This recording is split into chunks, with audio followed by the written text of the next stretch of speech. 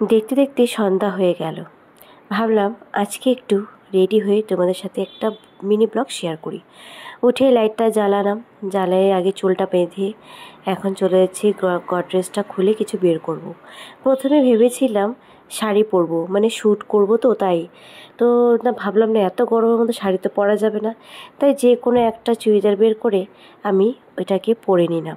আর এটা জানি না আমার কেন এত ফেভারিট, অনেকবার পরেছি বাট আমার ফেভারিট, পরেও আরাম। তো এখানে গডরেজটা বন্ধ করে চাবিটা রেখে দিলাম জায়গায়। আর দেখো এখানে আমি চুড়িদারটা পরে নিয়েছি। এখন এই পাগলের মতন চুলগুলি আঁচড়িয়ে নেব।